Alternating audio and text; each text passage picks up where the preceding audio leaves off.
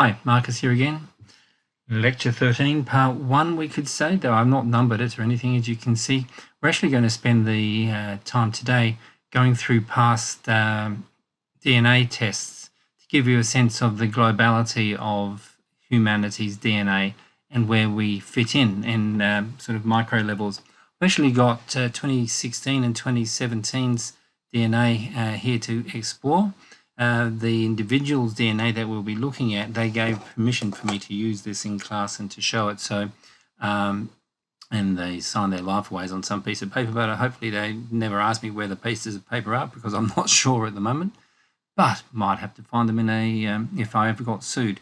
But no, they were very happy. They got the results in full to keep in perpetuity. I gave them the PIN codes to get into their account so that they could then go and change them and make them personal, so that, I will never be able to access this information any further than what we've got here.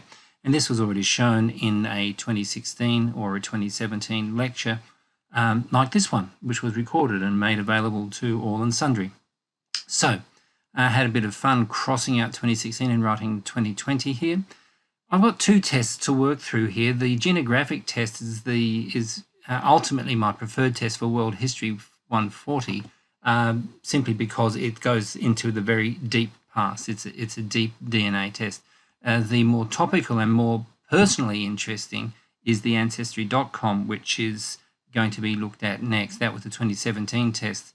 I had done tests for 5, 6, maybe even 7 years up until 2016, and then I thought in 2017 I should try the Ancestry.com just to see what a difference it was, and it's quite different. As you will see, different kinds of stories get told in both of these contexts. But I think you will see why ultimately I prefer for History 140 the genographic approach. Unfortunately, genographic closed down their business, not their business, their research really. I mean, it was a business on the side. But they the number down here, so I clipped this out of one of the individual's DNA results. So one of the people in this set was one of 779,696 participants in the project. They closed it down with number around 998,972 or something like that. I just made that up, that number, by the way. But I mean, it was very close to 1 million people having participated in probably 10 to 15 years worth of research. Fascinating. It got better all the time. They were adding more and more information. I did genographic part 1 probably back in 2003, 4, 5, 6, can't remember when, and they never told me as much depth as they've got here for these individuals in this particular overview. Now, I'm going to go pretty fast. And I will make both of these PowerPoints, because I've got two parallel PowerPoints to show you, available for a period of a couple of weeks, but then I'll pull them down just because I guess I don't know whether there's anything personal about it, but I'm just thinking that I should always be respectful of people's own personal information, even though it might be 180,000 years old. Which sounds a little bit odd, but that's the case. So let's get moving, and we're going to move through the deep history first, the genographic, so that then we can look at the more recent DNA history of 4 individuals. One of them being one of our own students this year, and who told me that she had just done Ancestry.com, got the results back, and she sent me a couple of clips. So you'll see that we can see how they will fit in very much, particularly with one of the other women in the the Ancestry.com context, who would be a close relative of Megan. All right, so let's move on. So here we've got the opening page. The first chap to be talked about is Aden. So Aden has about 1.1% DNA match with Neanderthals. And that's very much the average for all all Western European men and women as well, for that matter, and that we would have roughly around 1.1%. But you're going to see a little bit of divergence around that figure when we compare the 3 individuals. So For him, the first thing that they pointed out was this: of an average that humanity may have up to 2.1%. This is Aden's here. Kiarna Briggs. She has 1% average compared to the. Oh, sorry, I'm getting this around. 1% is her Neanderthal quotient in her DNA, as opposed to the average of 2.1, which is what I should have said when I said 1.1 previously. And then we had a lovely Japanese woman let us test her DNA. So she actually, even though she's on the other side of the Eurasian continent, has more Neanderthal DNA in her system than the two Westerners above. But we'll find out that Aden and Kiarna are quite different also in many other respects. So that's the first thing to note. And you'll note that there's always a little bit of information that comes along with these chunks of data, you could call them, DNA data on the various individuals. So they're the three individuals we'll be looking at here. So all three of them, this comes from all three of their pages. It was exactly the same. Of course, they don't write individual things. They have broad chunks of information. And what they're saying is that your hominin ancestry, this is true for every one of us who's a non-African person, is 60,000 years ago, or before that, maybe 67,000 years ago is about the oldest, they think, is that our hominin ancestry demonstrates that we moved out of Africa around 60,000 years ago. One of the interesting things to note here, it spells it out again, most non-Africans are about 11%. I knew I got that from 1.1%, should I say, Neanderthal. This percentage is calculated using a sophisticated analytical method, that looks at parts of your DNA that you share with those hominin populations, as well as your complete regional ancestral components. And we're going to go into considerable detail on this regional stuff. So for Aden, he's got a very interesting mix. Now we get with Aden, we don't get it with, let's say, Kiarna. We don't have a maternal here, but Aden has the maternal line and a paternal line. This is because women don't carry the Y chromosome that the males do. So we have two lines of ancestry to explore for any man who were to take a test like this. And he has, a maternal line that demonstrate that his haplogroup, his blood group level, from the female side, that's the mitochondrial side, you would say, using DNA terms, is indicated by this long bit of code here. His paternal side is even longer. So your paternal haplogroup is shared by 5.5% of all participants in the project. It's quite a small number. And 0.1% is even a smaller number. Let's have a look at Kiarna then. So her maternal side is a simple H. Notice how complex Aden's and DNA markers are compared to Kiarna's. So, and she's, the haplogroup H is 2% of all participants in the project, What we get to see here, we've got the same information, coming along here and here. And we now jump to Nana, the Japanese woman. So F2D, so her population is, this particular haplogroup indicator is a little bit over 1.1%, should I say, of all participants in the project. So small numbers. Kiarna's regional ancestry places her 40%, 7% of her in the Great Britain and Ireland domain. She's a good Aussie young woman, and so she, of course, has these markers. You can see up to here, and this would be presumably Scandinavian movements of Viking people or whatever. And of course, she's now down here in Queensland. So we'll compare that. I think I don't want to go into the details because I'll just run out of time. So Nana's regional ancestry, she's from the other side. So here's Kiarna over here. Here's Nana over here. Very strongly East Asian, very not so much recent or movement, you could say, in the but there's a lot of movement to get there, as we will find out. but she's not had any, let's say, none of her parents, grandparents, or whatever had married with or coupled with somebody from another regional area. Very solidly in this is China, okay, so very solidly in this area. So all three participants, Aden, Kiarna, and Nana, their maternal line, step 1, we can see that this is where we all started off in the east of Africa, okay, and that we've got a range of markers down the bottom here. Now these markers, this is taken from one of these individuals'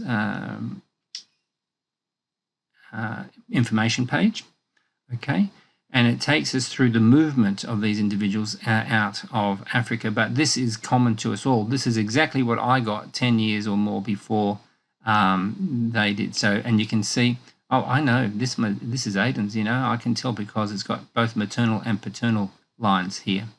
So this must be from Aden, this particular one, but for all of us, it's the same, okay? So then they give us this wonderful information. I'm not going to read through it all for you. You can go and find it out yourself. But some information on Haplogroup L3. Here it is here, you see. So around 60,000 years ago, the location was in East Africa, and these women's descendants would eventually account for both out of Africa maternal lineages, significant population migrations within Africa as well, okay? So all of us, I say that taking a deep breath, all of us go back to one woman who lived in East Africa 180,000 years ago or so. Dubbed the mitochondrial Eve by the popular press, okay, she represents the root of the human family tree. Can you imagine that just one woman has led to 7+ billion people on the planet today? This Eve gave rise to 2 descendant lineages known as L0 and L1, 2, 3, 4, 5, 6, okay, of which we're looking at L3, to which all 3 of the participants in this particular test belonged, okay? I'll let you go on and look at that further. So as these people, this is still using Aden's because it's got maternal and paternal, as our descendants and their descendants, we did pretty much the same thing. We crossed into West Asia here, and we started to fan out following various pressures, environmental pressures, of course, and population pressures that cause people to keep moving on and on as we hunted and gathered. And now we're looking at N, so the haplogroup N. So what can we say about this group? Well, here's a typical haplogroup N person about 60,000 years ago, East Africa or Asia. Your next ancestor is the woman whose descendants formed haplogroup N, okay? This comprises one of 2 groups, okay? And there's some further information there. So these guys are all still together now. And we're still using Aden's one because can also, ultimately, we're going to have a look at Aden's paternal line and see the differences there. They can be less precise. For instance, I think now they might have given us some finer detail on when the male paternal line, the the Y chromosome, Adam, popped up, but they're very loose in this particular set of data that they give us here. But anyway, it's all very interesting. You can see moving different directions. So Nana's ancestors would have been moving this way. Aden and Kiarna's maternal ancestors, of course this is maternal ancestors, were starting to move this way. Okay, so here we are. What's the date? Oh, around 55,000 years ago. All right, so around 55,000 years ago, in the nearest, individuals belonging to a new group emerged, Haplogroup R, and they began to move out and explore the surrounding areas. Some moved south, migrating back into northern Africa. Others went across Anatolia, present-day Turkey, and north across the Caucasus Mountains to Georgia and South Russia, and so on. So you can see this moving out like that. Okay, now Aden. Suddenly, so Aden has separated from the other 2, Kiarna and Nana. So Aden is now whose ancestors, maternal ancestors, I've got to keep reminding myself to be precise, began moving out. And you can see there are a number of options here that we can follow. And this is the haplogroup U. So the branch U is about 47,000 years ago. So it took 55,000 years was the previous one 47 is the next one. So you can see in relative terms, thousands of years count for multiple generations, of course. But, it's the increments that we're talking about become smaller as we move along. Descending from the R group, a woman gave rise to people who now constitute Haplogroup U. If I, from memory, am correct, I think I belong to Haplogroup U as well. Because of the great genetic diversity found in Haplogroup U, it is likely that this woman lived around 47,000 years ago. Okay, and they of course, there is a bunch of maths and so on involved here. I'm going to keep moving. I'm not going to get caught up in the detail. Otherwise, with two of these, we'll never finish. And I'm sure you want the abridged version unless you're particularly interested in this kind of stuff. So Kiarna's maternal level, step 4. Now she separated from Aden, and they were both R, and she became RO. Okay. And so around 41,000 years ago, so her ancestors, her maternal ancestors, hung out for much longer in this area here, okay? But they began to move around 41,000 years ago. Some individuals moved across West Asia into Central Asia and then the Indus Valley. Yay, the Indus Valley! We get some benchmark that we know. Others moved south, heading back to Africa, okay? Members of this lineage also crossed north into the Caucasus. Okay, so they moved out in multiple areas, and these women, of course, represent a common members of this particular branch. For Nana, of course, now we can see that there's less westward movement and more eastward movement. Okay, so she's member not of R of U or RO, but she's member of R9, her maternal ancestor. Okay, this was moving anywhere between 47 and 12,000 years ago. Okay, so there's a wide scope for this particular haplogroup. This woman belonged to a group of coastal travelers who settled much of southeastern Asia. Okay, thus this lineage is most common in Indonesia and Malaysia. Okay, but that's interesting because when we break it down at the end here, we can see she's very much common for her particular haplogroups are very much local to the Japan and certain coastal areas of China. So for Aden, his maternal next step was from U into K. Look how K is moving up very much into Western Europe over here, but over here too, up into the Siberian area, and another group moving out across into Central Asia. Okay, so there's a group K that his maternal ancestors are part of. About 27,000 years ago. Okay, so haplogroup K spawned from a group of individuals who descend from a woman in the U branch of the tree. Because of the great genetic diversity found, okay, it is likely that this woman lived around 27,000 years ago. And her descendants gave rise to several subgroups, and so on it goes. It's the age of the subgroups have led to wide distribution, and as you can see, if we go back here, you can see going this way, up here, down there, over across. Okay, so it's very interesting. So Kiarna's haplogroup, she's now in the HV area, and you'll notice, actually, I haven't been paying much attention, these pinpointers here actually are marking where the individual is in the where they're placing Aden's most likely maternal ancestor isn't going this way. They're not hopping off over here or somewhere. And this is true for Kiarna as well. Sorry, not picking that up earlier. We've got some haplogroup on some info on this particular haplogroup that Kiarna belongs to. Notice again, there's very wide distribution. So they're going to say the same sort of things. Descending from haplogroup R. A group of individuals who formed a Western Eurasian lineage. The descendants of pre-HV live in high frequencies in Anatolia and the Caucasus, like here, and Iran. All right, so there are certain concentrations, of course, as you would expect. Nana's journey now is quite different. You can see that her maternal ancestors are in very Central Asia, and look where they're headed, over to Japan. That's Korea there, and of course this is mainland China through here.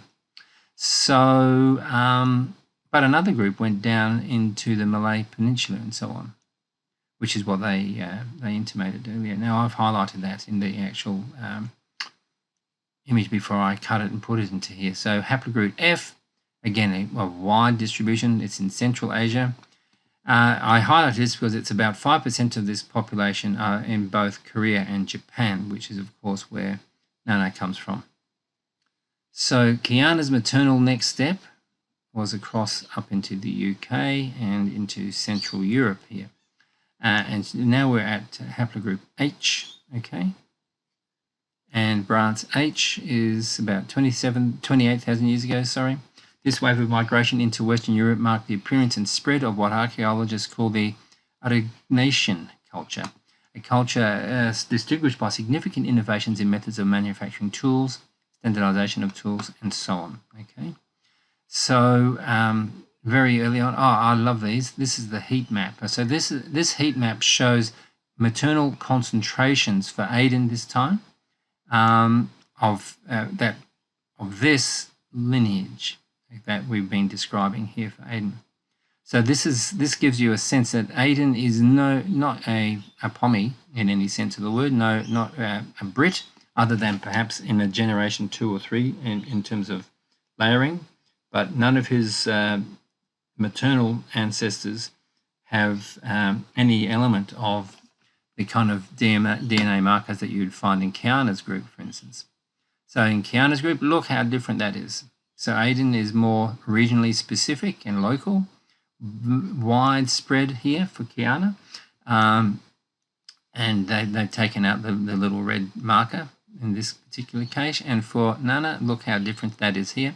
I should actually say that I made a very conscious decision when we made these tests available to students. They put their names in a hat type thing, and we had 3 different hats. One for somebody who had some kind of indigenous background, which was Aden, though not strongly Australian indigenous, but he identified as a person of indigenous background. Kiarna, she was the good old Aussie, and I wanted somebody from other non-Western countries. So anybody from Africa, India, through to obviously Japan and China and so on. So this is how I ended up with 3 nicely different groups, so that it makes it very clear to you, the student, how much diversity there is in terms of the movement of human beings around the planet. So the Y chromosome. So this is now going to be looking at the paternal line, and this obviously applies only to one individual, Aden. So let's have a look. So we've seen this before, haven't we? It's exactly the same as the previous slide. So we've got this, I'll skip that and just stay here. More than 100,000 years ago, the origin of P305 was in Africa, the common paternal ancestor of all men alive today, born in Africa between 300 and 150,000 years ago. Notice they can't pin it down to the nice, neat 180,000 years ago. Okay, dubbed Y chromosome Adam by the popular press, he was neither the first human male nor the only male alive in his time. He was, though, the only male whose Y chromosome lineage is still around today. All men, including your direct paternal ancestors, trace their ancestry to one of this man's descendants. Isn't that an extraordinary thing? And of course, given the difference here, Y chromosome Adam never knew mitochondrial Eve, for instance. So they never dated, they never even held hands. They were just, they could have been alive at the same time, but the odds looking at this distribution here of 150,000 years are very minimal, okay? So they talk about the mutation in the male gene that led to P305 and so on. So you get more information from here. So here we are looking at this again. So step 1 of 2. So what we have is step 1 here. Now there's a bit more information for this one, okay? Step 1 of 2 is where this particular mutation of M41 occurs, okay? And we don't talk about it. I don't talk about it because not because it's rude or anything, but because I just seem to have skipped it. So we then move straight on to M168, which is a very common marker in male in the male background. So around 70,000 years ago in East Africa, this mutation in our chromosomes occurred. When human beings left Africa, they migrated across the globe in a web of paths that spread out like branches of a tree, each limb a migration identifiable by a marker in our DNA. For male lineages, the M168 branch was one of the first to leave the African homeland. Okay, and it spread out all over the area. What I found interesting when I was reading this was that this marker in our lineage probably lived in northeast Africa in the region of the Rift Valley. Now, if you're a bit of an archaeology, paleontology nerd, you'd know that the Rift Valley is where all those 3-odd million-year-old hominid remains have been found by the Leakey family and other researchers from the 1960s or 70s on. So that's where the famous Lucy, the Australopithecine, lived millions of years prior to our own and direct ancestor living there.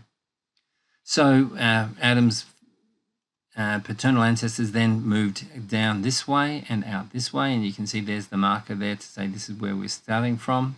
So we're looking at P143 about 60,000 years ago. This individual was moving into and through the southwest of Asia. This mutation is one of the oldest thought to have occurred outside of Africa.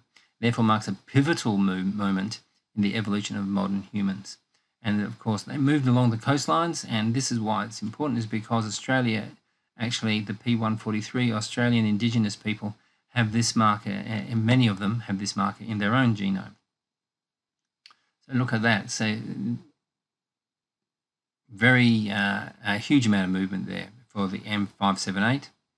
And we can see that P128. Actually, my memory is now telling me that, yes, some of these are new markers that have been added in. Oh, look. New. Maybe I saw it subconsciously. Hey, I can't attribute it to my memory. But these are new markers, and they're not necessarily able to tell us anything yet about those new markers.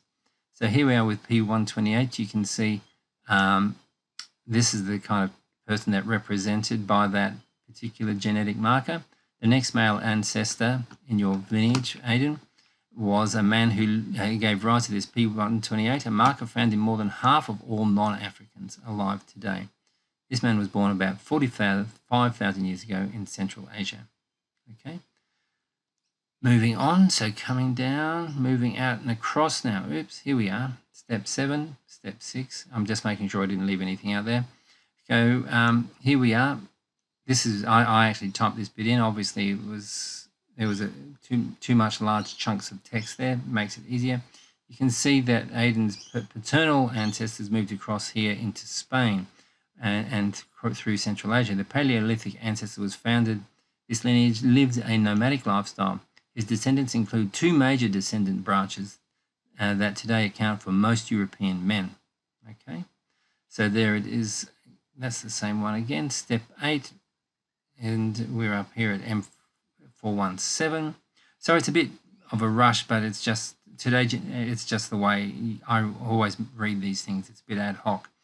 Today, geneticists have found men from the lineage of the Azerbaijan, for instance, from Malta and Qatar, have this particular marker, the M417.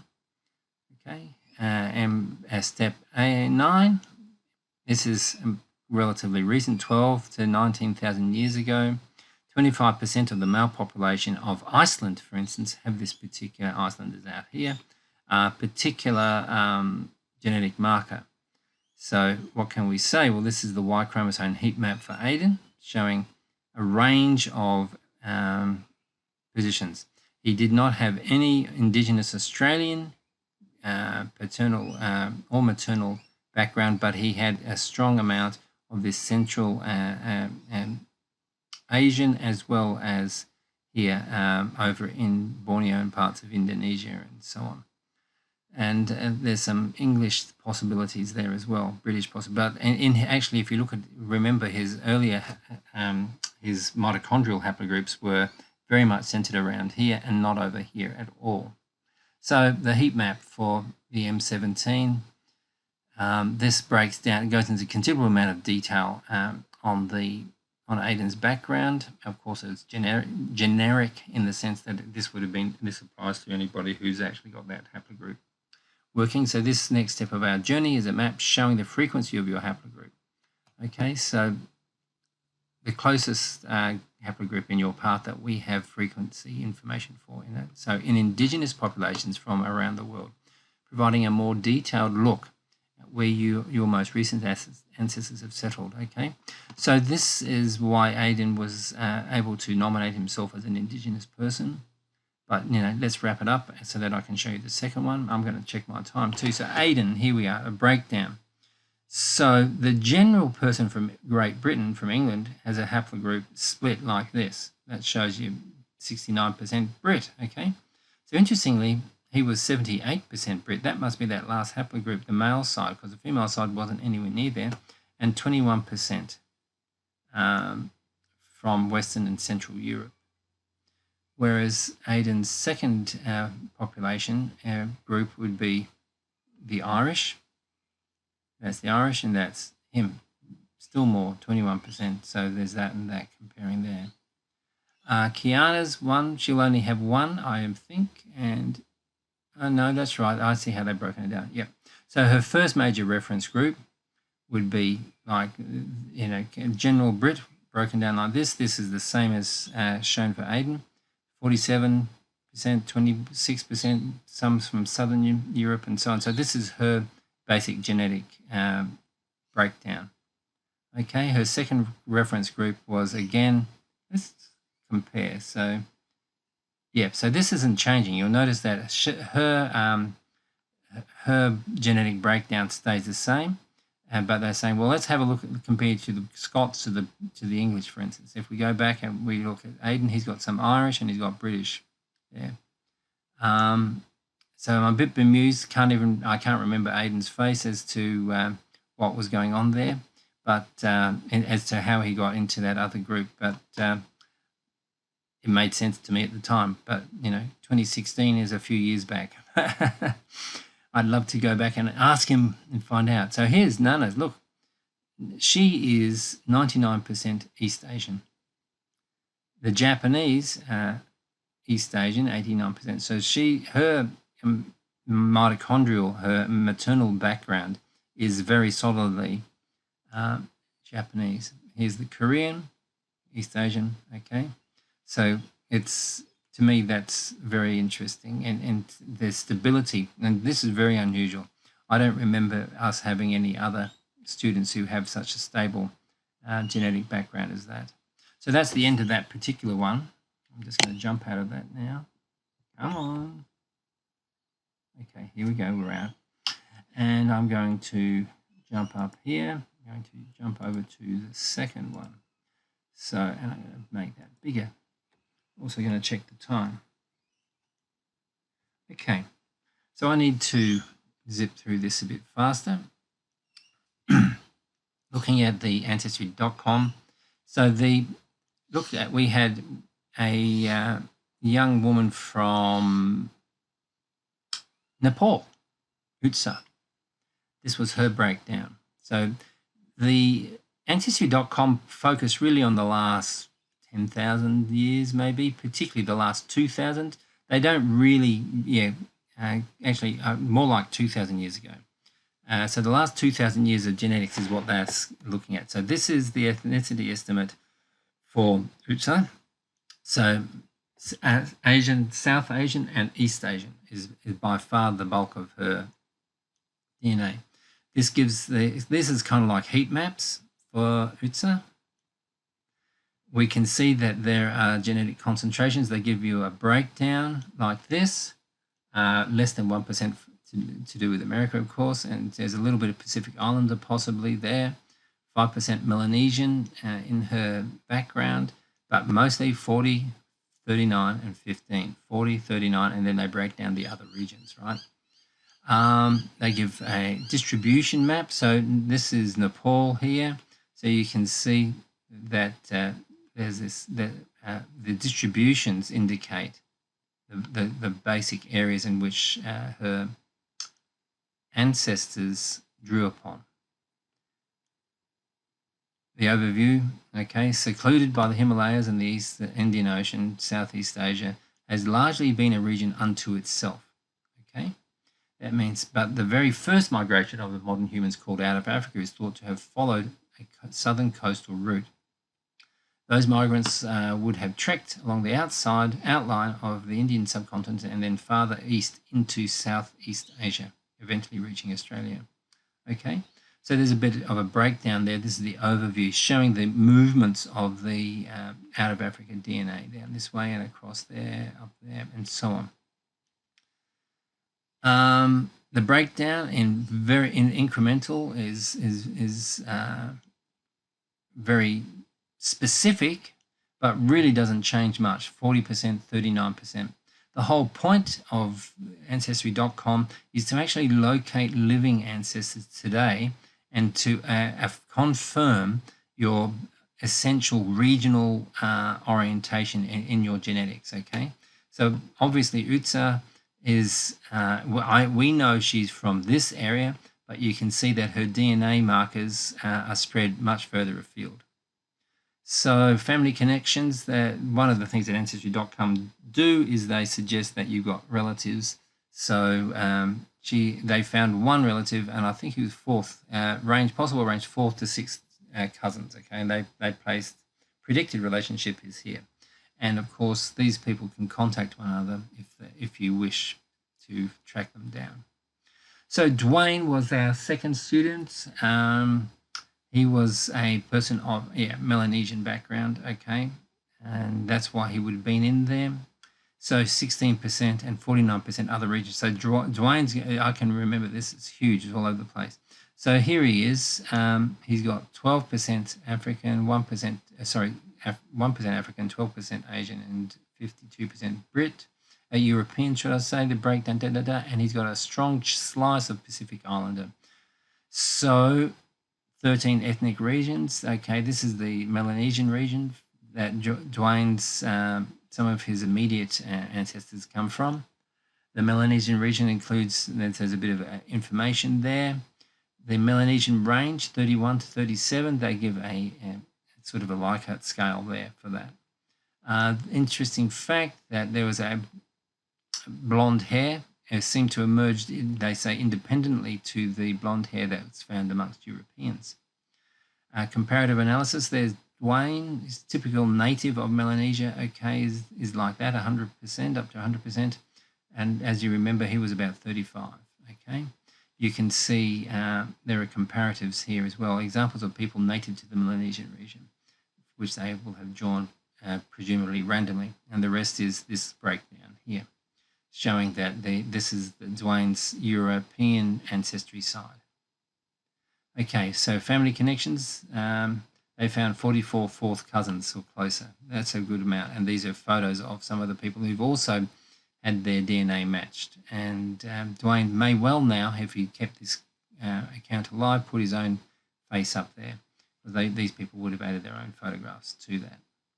So Jasmine Ramsey, good Australian woman, 41% Irish, 31% Brit, and 19% Eastern European, 3% from Finland or Western Russia and other regions. So the same sort of story. We get the breakdown here.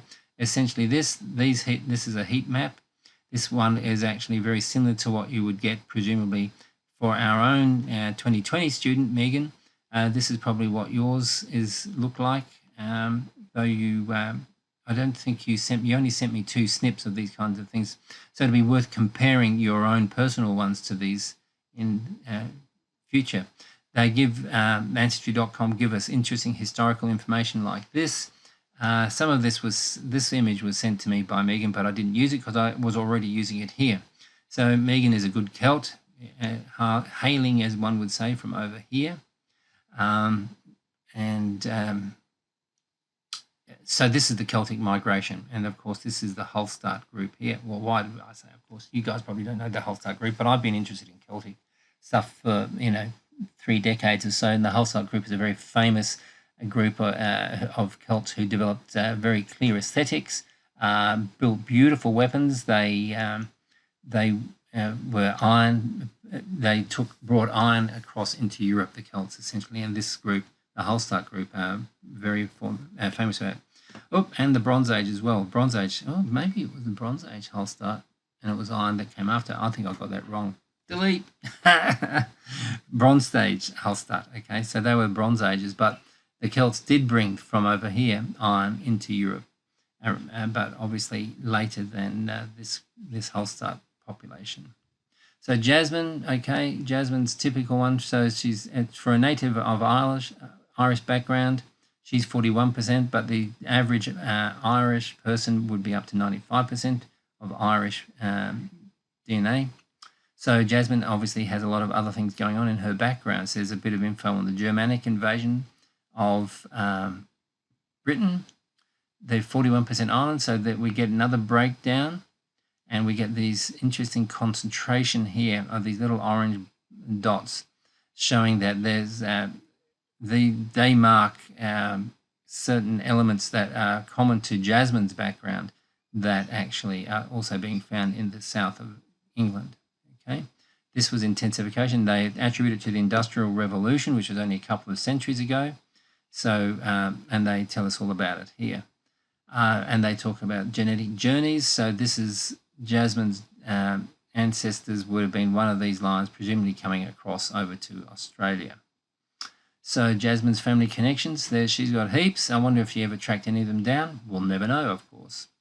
And I've just added in here Megan. Okay, there are 2 slides here which Megan sent me showing her story. So you can see that her background is not 41 like Jasmine's, but 36.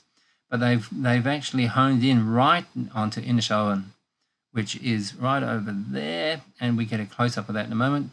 But she's also got almost as much Scot in the background and English, okay, in Northwest Europe.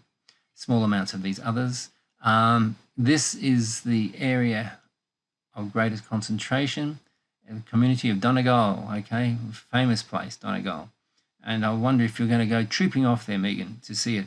And Inishowen, okay, is where the majority of you're more likely to find one of your relics back there, Megan, than anywhere else. And you can see that in this, from Donegal, there are 205,000 plus Ancestry DNA members just from that small region. So yeah, there would be a lot of genetic data there. We have this would be a live thing, so you could actually move up and down that.